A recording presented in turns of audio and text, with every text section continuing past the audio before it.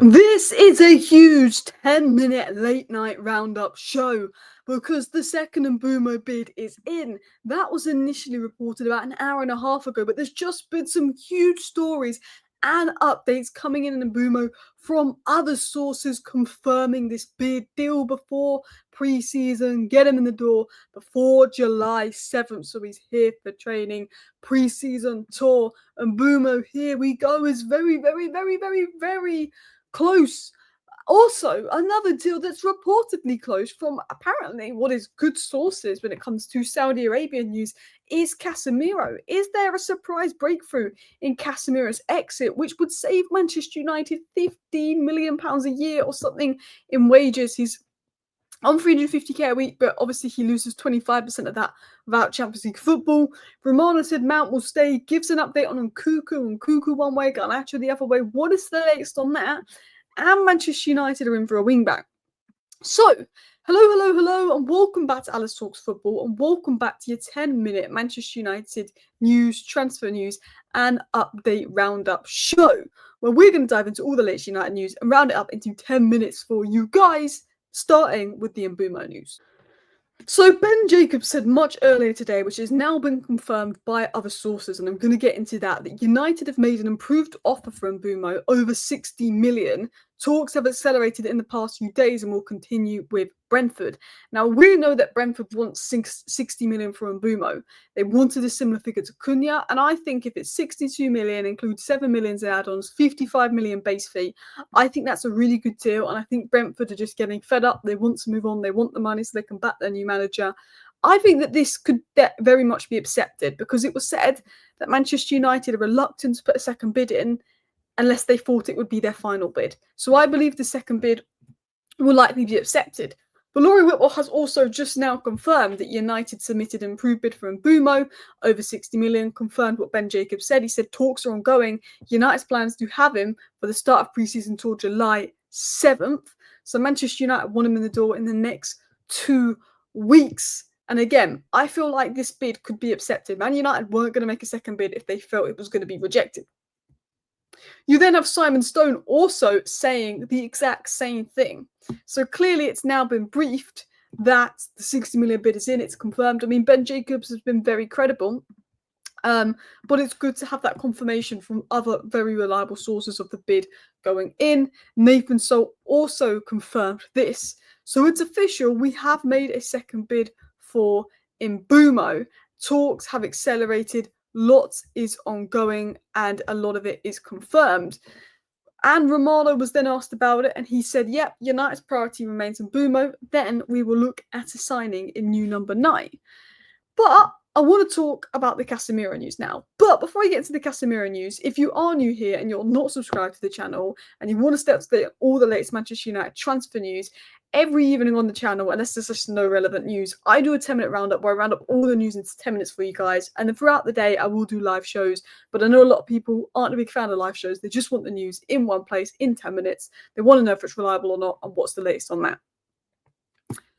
So, let's get into the Casemiro news. Casemiro is close to joining Al Nassr. Talks have reached an advanced stage. Now, apparently, this is a good source of information when it comes to Saudi Arabian clubs and Saudi Arabian news. Look, I don't read Saudi Arabian news. I don't know how credible this is.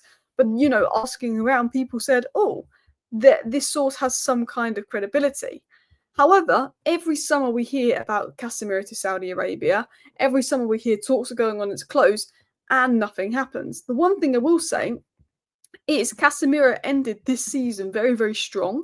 He might have caught the eye of clubs in Saudi. Saudi clubs aren't having much luck attracting players. They've been turned down by a lot of clubs. And Casemiro has always been open to the move. Now, apparently he'd like to stay at United, see out his contract. But if he gets a big offer from Saudi, he's not going to say no. He's towards the end of his career. Now, we know that Ineos want Casemiro gone. They want to offload Casemiro. They made that quite clear from the start. They haven't been able to because of his wages. They didn't get any luck with Saudi last year. And Casemiro was hot and cold last year, but I think he ended the season very well. Ineos are looking to offload Casemiro this summer. It would give United the funds to go and get a new midfielder. I'm happy if Casemiro stays. I like Casemiro. I think he was very good. I think we need him. The problem is he's on 300k a week. And that's a lot of money. And that frees up a lot of wages. And it's like if Casemiro was on 150k a week, I wouldn't want him to go. I wouldn't want him to go. I think we need him. But when he's on 300k a week, I can understand why United are open to selling. And reports are coming out that negotiations are at advanced stage and Casemiro is close to going to Saudi. Again, we'll have to wait and see what happens here.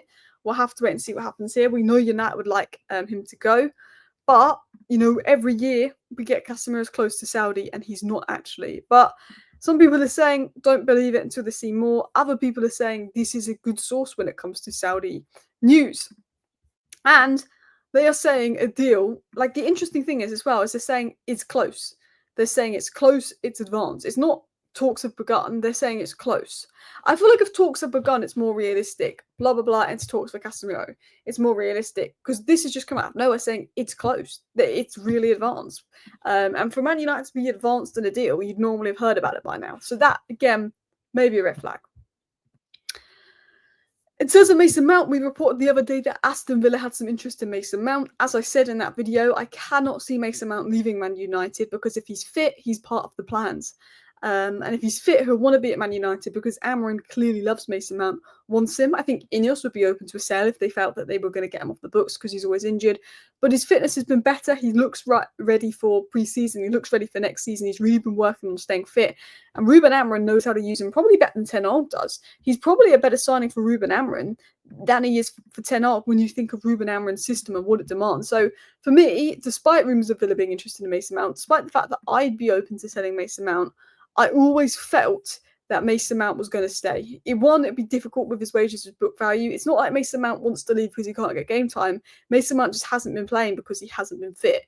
And I think he would rather be at Man United than all the other clubs. So, yeah, Mason Mount set to stay. One player that's set to leave is, of course, Alejandro Garnacho. Could he be going in a swap deal? Matt Law said this: Chelsea and Manchester United are considering swapping Christopher Nkunku and Garnacho this summer. Now, Matt Law is a good source of information. First of all, when you do business with Chelsea, Chelsea always get the better end of the deal. 55 million for Mason Mount, Sancho with a loan of an obligation, but they could send him back. We've never done business with Chelsea and been the team that's benefited from it. Never, ever. Never, ever. A swap deal for Nkunku and Garnacho, Chelsea win that every day. Nkunku barely plays. He's fallen out with the club. He doesn't even try when he's on the pitch. He's not a striker. With Cunha and Mbeumo coming in, we don't need Nkunku. In January, I'd have taken Nkunku on loan for 6 months. Nkunku on loan, I'm not going to be fuming about it if we got him on loan this summer. But if we literally swap Garnacho for Nkunku and bring in Nkunku on a permanent deal with his wages, with his form, for me, that's a bad deal. Chelsea always get the better of deals with us. You cannot do that. I mean, nothing's advanced, but it makes no sense with Mbeumo and Cunha because Nkunku's best role would be in the 10, not the 9. And we'd have got the 10s. He's not a number 9. And he's had attitude issues. For me, I wouldn't do it. Like, I don't think Nkunku's a bad player. I saw the player at Leipzig. He was good. But it makes no sense. Romano said on this, Man United are aware that Nkunku's available this summer and Chelsea are aware of Garnacho's situation, but he said there's nothing going on as of yet. No personal terms have been agreed at this stage. But he's saying sort of as of yet, basically. He's basically saying nothing's been agreed at this stage. He's saying no club-to-club contacts, no personal terms have been agreed at this stage. At this stage. So he's not saying it's not happening, United aren't interested in it. He's just saying United are aware, Chelsea are aware, but at this stage nothing's happened. Which is a suggestion that maybe something could happen. Maybe something will happen. Maybe something will advance. It's not just because Nkunku's been crap this season that I don't want him. It's not because he's had some attitude issues where he doesn't look like he's trying on the pitch. But it's also the injury record. Like, you look at this here. Knock, hamstring injury, hip injury, fitness, knee injury. He missed 20 games, then 9 games. I mean, this season wasn't this bad, but it's the injury record. Constantly injured. I'm fed up of having constantly injured players. I don't want to be paying big wages to somebody that is constantly injured. Nobody does. It makes no sense. Anyway, last but not least, I've always felt that United should sign a wing-back this summer, and I've always disappointed when you missed out on it, Nori. But Shah Dunker is saying the defensive improvements under Amorim are why United are focusing on forwards, as Romano said, and Mbeumo and striker is the focus, but we do want to sign a wing-back. I think if Manchester United could sell Anthony, Rashford, Garnacho, Sancho for good fees, they get Casemiro out, they get Malacia out, and they get a goalkeeper out, I think they will target another midfielder. I think they will target a striker after Mbeumo, and I think they will target a wing-back and goalkeeper, if possible. But I think wing-back could miss out because I think after striker, we might go for centre-mid. I think it's Mbeumo striker, then we're looking at centre-mid, wing-back and goalkeeper, but we might not be able to get all three of those positions. Anyway, people, that is all the latest Manchester United news, rounded up into 10 minutes for you guys. Huge day of huge news. Thank you for watching. Bye.